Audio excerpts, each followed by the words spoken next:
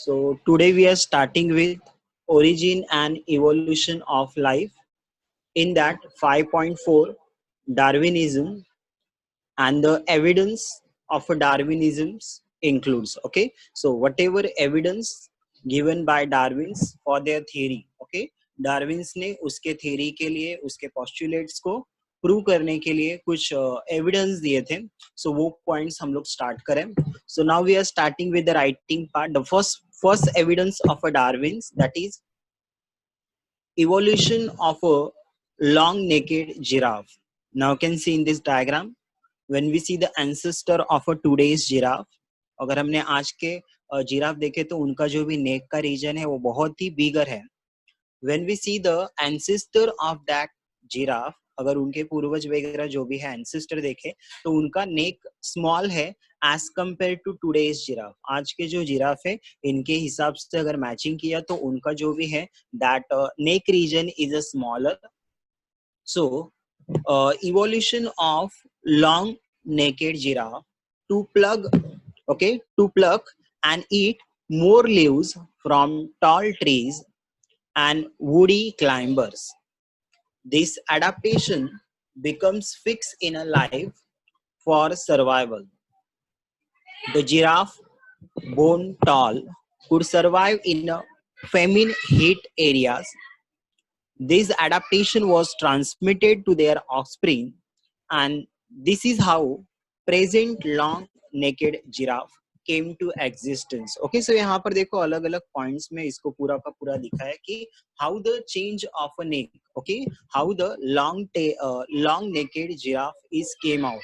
जो भी आज का जो भी जिराफ है इनका जो भी है लॉन्ग नेक है ये कैसे फॉर्म हुआ है तो वो यहाँ पे दी है. सो यहाँ पे फर्स्ट पॉइंट में क्या दिया है देखो. when we see the first picture, अगर ये पिक्चर्स के अंदर हमने फर्स्ट वाला जिराफ लिया जो भी एंसेस्टर थे, so they having a small neck, but because of that small neck they can't eat a long branches and a leaf which is present at the top of the branch. जो भी leaf के ऊपर top of the branch के ऊपर जो leaf है वो उनको ईट करने में प्रॉब्लम हो रहा था. so they don't get the enough food for their survival. उनको सर्वाइवल के लिए उनके फूड वगैरह इतने नहीं मिले. सो अल्टीमेटली इनके अंदर चेंज होना स्टार्ट हुआ, दैट इज एडाप्टेशन. ओके, सो वही पॉइंट दिया देखो. Evolution of long naked giraffe pluck and eat more leaves from tall trees and woody climbers. जितने भी tall trees थे और woody climbers थे, so from that they are eating a leaf, और ये leaf eat करने के लिए इनके अंदर ये adaptation हुआ. so वही पॉइंट दिया है, this adaptation become a fix in a life for survival. means they are eating a leaf from upper branch. अगर उनको स्मॉल वाले जो भी लीफ है वो सब नहीं मिल रहा है, so ultimately they are eating a leaf from upper climber, यानी कि जो बिगर प्लांट है उनके ब्रांच के ऊपर के उन लोग लीफ ईट कर रहे थे. So ultimately, okay just a minute. Okay, so और ये एडाप्टेशन जो भी है इनका लॉन्ग नेक वाला इनके एंसेस्टर में जो भी है ये चेंज होता रहा, और फिर अल्टीमेटली टुडेज जिराफ जो आज वाले जिराफ है इनके लॉन्ग नेक जो भी है इनका फॉर्मेशन स्टार्ट हो गया. Okay, so now we will start with that part. So next point में देखो क्या दिया है.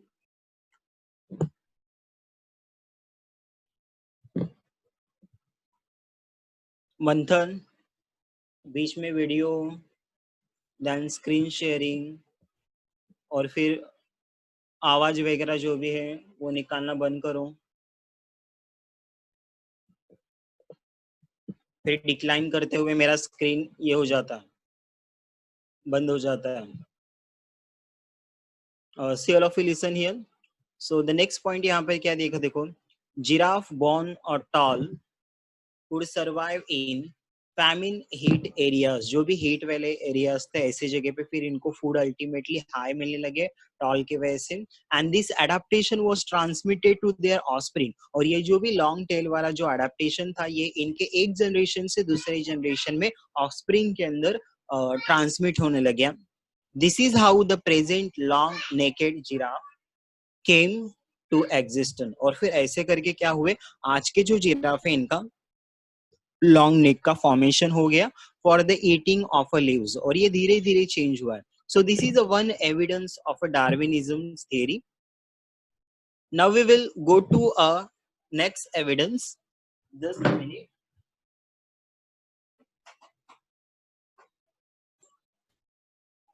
Now we will see a second slide, that is second evidence.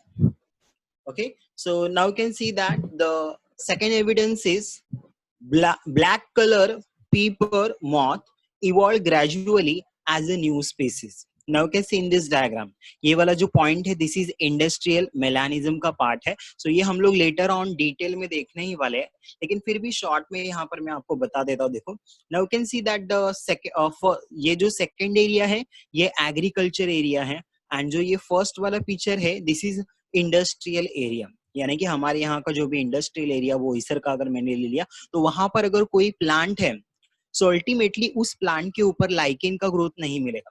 अगर मैंने एग्रीकल्चर एरिया लिया तो एग्रीकल्चर एरिया में पॉल्यूशन नहीं होता है. सो अल्टीमेटली क्या होता है, उनका जो ट्रंक होता है, जो बिगर प्लांट होते हैं, उनके जो ट्रंक होते हैं, उनके ऊपर लाइकेन का ग्रोथ होने की वजह से वो ग्रीन या तो लाइट कलर के रहेंगे. सो देखो, अभी इसके अंदर मॉथ के दो टाइप है. एक जो मॉथ है ये ब्लैक कलर का है, और ये सेकंड वाला थोड़ा सा लाइट कलर का है. जहां पर एग्रीकल्चर एरिया है वहां पर क्या हो रहा है, जो ट्रीज है इसके ऊपर लाइकेन का ग्रोथ है, और लाइकेन का ग्रोथ होने की वजह से क्या होगा, ओके, लाइकेन का ग्रोथ होने की वजह से क्या होगा, see all of you, lichen का ग्रोथ होने की वजह से क्या हो जाए, ये जो ट्री का ट्रंक है इसके ऊपर लाइकेन का लाइट कलर है, और इसके कॉन्ट्रास्टिंग करेक्ट में ये जो लाइट कलर के मॉथ है ये प्रीडेटरी बर्ड्स को नहीं दिखेंगे. मीन्स ये जो बर्ड्स है इनको ये वाले कलर के मॉथ लाइट कलर के नहीं दिखेंगे एग्रीकल्चर एरिया में, बट ब्लैक कलर वाले मॉथ अल्टीमेटली दिख रहे हैं. So ultimately that predatory birds will eat the black colour in agriculture area. when we see the industrial area, तो industrial area में क्या हो रहा है, because of a pollution there is a no growth. जो ट्री का trunk है इसके ऊपर किसी भी टाइप का ग्रीन कलर का जो ग्रोथ होता है ये नहीं मिलेगा. So ultimately that all the tree trunk are covered with the black color particles. So ultimately यहाँ पर black color जो moth है ये बच जाएंगे, और जो white color वाला ये light color का moth है वो contrast color में दिख जाएगा predatory birds को. Okay, so ultimately these are the two modification. So अभी देखो industrial area में क्या हुआ, so industrial area में जो black color moth है ये evolved हो गए. मीन्स पहले एग्रीकल्चर एरिया था, सो वहां पर तब तक लाइट कलर के मॉथ नंबर्स ज्यादा थे और ब्लैक कलर के मॉथ का नंबर लो था. Once that agriculture area when it is converted into industrial area और पॉल्यूशन होने के वजह से क्या हो गया, सो यहाँ पर पॉल्यूशन होने के वजह से ब्लैक कलर मॉथ जो है इनका नंबर इंक्रीज हो गया, बिकॉज वो दिखते नहीं थे, और जो लाइट कलर मॉथ है इनका नंबर डिक्रीज हो गया. Okay, so that is new species का इवोल्यूशन या तो चेंज जो भी है वो. तो वही पॉइंट दिया है, black colour pepper moth evolve gradually as a new species. Okay, ये जो भी है इनका नंबर इंक्रीज हो रहा है. नाउ द नेक्स्ट पॉइंट में यहाँ पर एविडेंस में कौन से पॉइंट दिए है, देखो नेक्स्ट पॉइंट में एविडेंस में दिया है DDT resistance in mosquito, intensive DDT spray destroy all type of mosquito. However, some mosquito develops resistance to DDT and survive the SLAF and DDT spray. Such a resistance mosquitoes survive and reproduce, giving rise to more resistance offspring. Okay, DDT जो भी ये chemical है that we are using for killing insect. Insect को killing करने के लिए हम लोग यूज करते हैं एग्रीकल्चर फील्ड के अंदर अगर इंसेक्ट का नंबर हाई हो रहा है. सो अल्टीमेटली यहाँ पर क्या हुआ, देखो इसका क्या हुआ, so when they are spraying that DDT spray, तो ये मस्कीटो के ऊपर भी गिर रहा है, बट यहाँ पर मस्कीटो के बॉडी में ऐसा कुछ चेंज हुआ है, एडेप्टेशन हुआ है कि उसके वजह से जो न्यू स्पीसीज फॉर्म हो रहे हैं मस्कीटो के, they are resistance to DDT. Means ये जो डीडीटी स्प्रे करने वाला जो केमिकल है इसका इनके ऊपर मस्कीटो के ऊपर जो न्यू स्पीसीज इवॉल्व हो रहा है, these are resistance. Resistance means they don't having any type of effect of DDT on their body. इनके बॉडी पर डीडीटी का कोई भी इफेक्ट नहीं हो रहा था. Okay, so this is the second example. और इसके वजह से देखो, ये डीडीटी के स्प्रे करने के वजह से, हाई स्प्रे के वजह से न्यू स्पीसीज का फॉर्मेशन हो गया मस्कीटो के अंदर, और उसके जो ऑस्प्रिंग फॉर्म हुए रेजिस्टेंस, वो एक जनरेशन से दूसरे जनरेशन में ट्रांसमिट भी होने लग गए. Okay, so this is all about that. This is example of. Okay, हाँ, किसी ने एक क्वेश्चन पूछा था, that is lichen. What is the meaning of lichen? Lichen is nothing but the combination of a plant. Okay, plant के जो species होते हैं, और दूसरा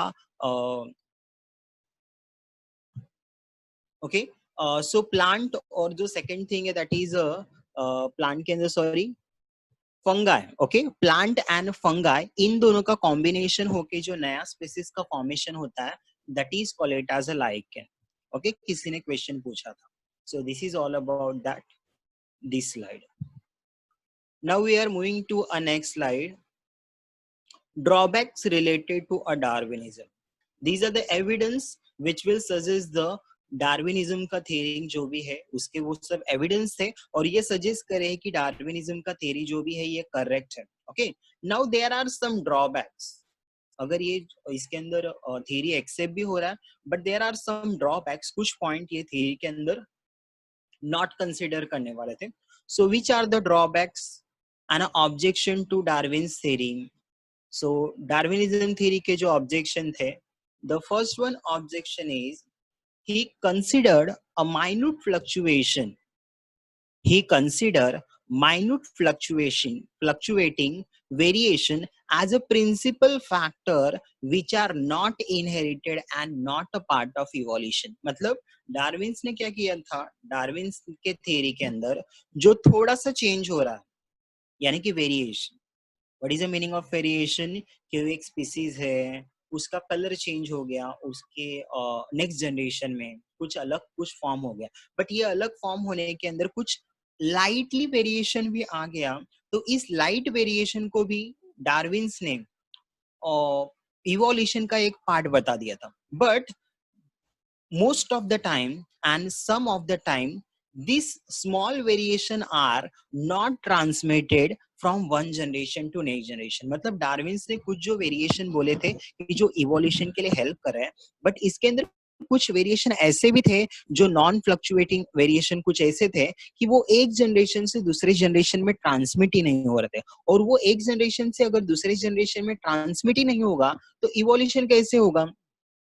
एक जनरेशन में कोई चेंज आ गया, बट वो अगर उस स्पीसीज से उसके दूसरे चाइल्ड के अंदर या तो उसके ऑफस्प्रिंग के अंदर अगर ट्रांसमिट ही नहीं हो रहा है, so ultimately that is not a part of the evolution. मतलब वो इवोल्यूशन के लिए कोई हेल्प ही नहीं करेगा. कुछ नया एक ही जनरेशन के लिए फॉर्म हुआ था, दूसरे जनरेशन में वो ट्रांसमिट ही नहीं हुआ. Now the second objection and drawbacks to the Darwinism is he also did not distinguish somatic and germinal variation and consider all variation are heritable. जो डार्विन्स का थ्योरी था, इसके अंदर सोमैटिक और जर्मिनल वेरिएशन क्या है इसके बारे में नहीं दिया था. What is the meaning of somatic and germinal variation? So we have studied that germinal theory, germ plasm theory जो हमने देखा था, उसके अंदर उस साइंटिस्ट ने क्या बोला था, सोमैटिक वेरिएशन का मीनिंग क्या होगा? जो वेरिएशन सोमैटिक सेल में होगा, यानी कि हमारे बॉडी के अंदर रिप्रोडक्टिव ऑर्गन टेस्टिस वाला मेल के अंदर छोड़ के और फीमेल में ओवरी वाला पार्ट छोड़ के, ये दोनों पार्ट छोड़ के जो भी ऑर्गन में चेंज होगा, that change and that variation is called it as a somatic variation. और जर्मिनल सेल यानी कि टेस्टिस एंड ओवरी में कोई चेंज होगा, that is called it as a germinal variation. But जो डार्विन्स थे, इन्होंने सोमैटिक और जर्मिनल वेरिएशन क्या है, इन दोनों के अंदर कोई डिफरेंस ही नहीं रखा था. मतलब सब वेरिएशन को एक ही वेरिएशन के टाइप में डाल दिया था. And at the same time he do not consider all variation are heritable. Okay, according to him, इन्होंने क्या बोला कि consider all variation are heritable. इनके हिसाब से सभी वेरिएशन एक जनरेशन से दूसरे जनरेशन में ट्रांसमिट होता है, जिसको एक साइंटिस्ट ने डिस्प्रूव किया था. Now when we see that कि सोमैटिक वेरिएशन अगर मैंने लिया कि एक पर्सन है, ओके, एक पर्सन है और उसको कुछ प्रॉब्लम के वजह से कुछ प्रॉब्लम के वजह से सपोज करो कि एक जनरेशन में कैंसर या तो कुछ डायबिटीज है, तो ऐसे कुछ चेंज हो गए जो कि उसके सोमैटिक सेल से रिलेटेड है. Okay, so these are related with their somatic cell. So ultimately somatic variation भी इनके हिसाब से हेरिटेबल, यानी कि वो एक जनरेशन से दूसरे जनरेशन में ट्रांसमिट होता है, ऐसा उनका कहना था. But this theory is not accepted. Somatic variation वाला जो पार्ट है वो एक जनरेशन से दूसरे जनरेशन में ट्रांसमिट नहीं होता है. Now the next part, the third one, drawbacks and objection to Darwinism theories, he did not explain the arrival of the fittest. Survival तो बता दिए. सर्वाइवल यानी क्या है कि जो अभी स्पीसीज है उससे नया स्पीसीज कैसे फॉर्म हो रहा है, तो वो रिप्रोडक्शन से फॉर्म हो रहा है, ये तो बता दिया. But arrival of the fittest, okay, that new arrival जो भी आ रहा है, जो पहले से आए हैं, जो पहले से आए हैं, वो ये थ्योरी में नहीं बता है. ओके, अराइवल, सर्वाइवल जो भी है, सर्वाइव कैसे करे वो तो बता दिया. But arrival of the fittest, that is जो पहले से स्पीसीज है वो कैसे आए हैं, वो यहाँ पे नहीं दिया. That is arrival of the fittest के बारे में ये थ्योरी में एक्सप्लेनेशन नहीं दिया. Now the next one objection and drawbacks to Darwinism is he did not explain the cause, origin and inheritance of variation. Okay, इन्होंने एक्सप्लेन नहीं किया. कौन से पॉइंट को नहीं एक्सप्लेन किया? The causes, origin and inheritance of a variation and of vestigial organ, nor he could explain the extinction of a species. Extinction means कोई अगर स्पीसीज है तो उनके नंबर लो होते होते उनके नंबर निकल ही जा रहे हैं, मतलब वो रह रहा ही नहीं, उसका नंबर पूरा का पूरा जीरो हो गया, पूरे डेथ हो गया. Then nor he could explain the extinction of species as well as इन्होंने causes of variation के causes क्या हैं ये नहीं एक्सप्लेन किया था. ओरिजिन ऑफ वेरिएशन नहीं एक्सप्लेन किया था. And inheritance of variation means जो भी चेंज हो रहा है वो इनहेरिट कैसे हो रहा है, how they are inherited from one generation to next generation. At the same time vestigial organ के बारे में इन्होंने नहीं बताया था. उनके हिसाब से क्या था कि दो द ऑर्गन आर यूजिंग, और वो एक जगह से दूसरी जनरेशन में ट्रांसमिट होगा और उसके अंदर चेंज होगा.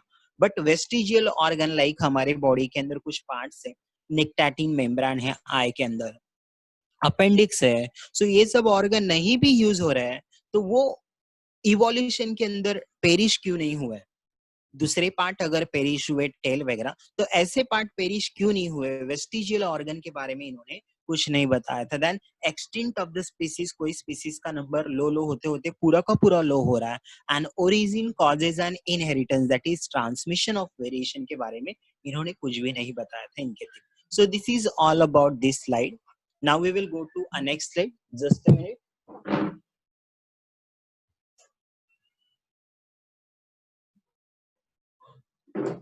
Now we will go to next slide.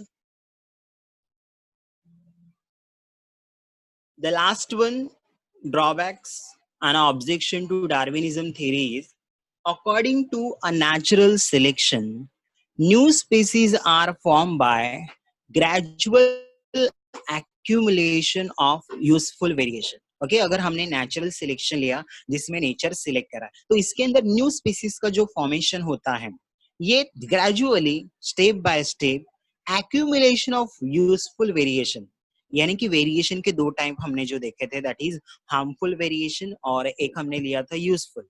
Okay, that is जो वेरिएशन हम लोग खुद से एक्सेप्ट करें, एडाप्टेशन करेंगे बॉडी में, दैट इज यूजफुल वेरिएशन, और वो एक जनरेशन से दूसरे जनरेशन में अगर ट्रांसमिट हो रहा है, that is useful. So accumulation of a useful variation मतलब एक स्पीसीज के अंदर या तो एक एनिमल्स के अंदर बहुत सारे वेरिएशन धीरे धीरे होते होते नए स्पीसीज का फॉर्मेशन होगा, ये नेचुरल सिलेक्शन बोल रहा था. Now the next point, if it is so then there should be intermediate form, but in most cases intermediate form were not recognized. अगर ये ऐसा हो रहा है, ओके अगर ये वेरिएशन के अंदर एक्यूमुलेशन थोड़ा चेंज होते होते नए स्पीसीज का अगर फॉर्मेशन हो रहा है, तो इसका मतलब क्या है कि it is so that there should be a intermediate form. जैसे कि मैंने एग्जांपल लिया कि लॉन्ग नेक जिराफ का फॉर्मेशन हुआ, सो फिर उसके अंदर ऐसा भी तो होगा कि पहले जो जिराफ थे उनका जो नेक है वो 1 फीट था, देन सेकेंड वाले में 2 feet, then 3 feet, then 4 feet, ऐसे करके धीरे धीरे इवोल्यूशन हुआ होगा। तो इस इवोल्यूशन में अगर लास्ट वाले एनिमल्स को 4 फीट वाला नेक था, सो अल्टीमेटली उसके बीच में इंटरमीडिएट फॉर्म वाला जो था उसके अंदर 2 फीट और 3 फीट वाले नेक के जिराफ भी तो होने चाहिए। बट इनके थ्योरी के अंदर या तो इनके जो बताए जो जितने भी पॉइंट्स है इनके अंदर केस के अंदर इंटरमीडिएट फॉर्म कहीं रिकॉग्नाइज ही नहीं है। There were not intermediate form were recognise, यानी कि जो बीच वाले पार्ट है जिनके अंदर धीरे धीरे अगर चेंज हो रहा था, तो बीच वाला जो भी पार्ट है वो जो पार्ट है वो यहाँ पर रिकॉग्नाइज ही नहीं हुए या तो दिखे ही नहीं है। Now the next point, moreover, Darwin's also could not explain existence of neutral flower and sterility of a hybrid. What is the meaning of neutral flower? Neutral flowers means उस flower के अंदर जैसे यानी कि हम लोग sterile जैसे बोलते, एग्जाम्पल ये देखो एनिमल्स के अंदर जो वर्ड यूज किया है that is sterility of a hybrid. Suppose कि मैंने दो अलग अलग स्पीसीज का क्रॉस किया, तो उस स्पीसीज का क्रॉस होने के बाद जो नया एनिमल फॉर्म हो रहा है वो हाइब्रिड क्यों हो रहा है। जैसे कि अगर मैंने एग्जांपल लिया डोंकी एंड हॉर्स, इन दोनों का जब क्रॉसिंग होता है so there is a formation of a new animal. Okay तो वो जो एनिमल्स है वो स्टराइल क्यों होता है। ओके वो स्टराइल क्यों हुआ, अगर वो नए स्पीसीज का फॉर्मेशन हो रहा है तो अल्टीमेटली वो स्टराइल नहीं होना चाहिए।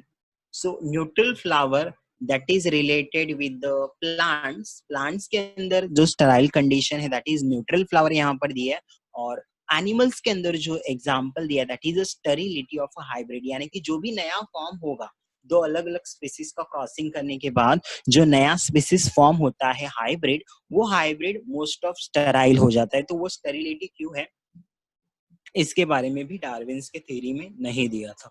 सो दिस इज ऑल अबाउट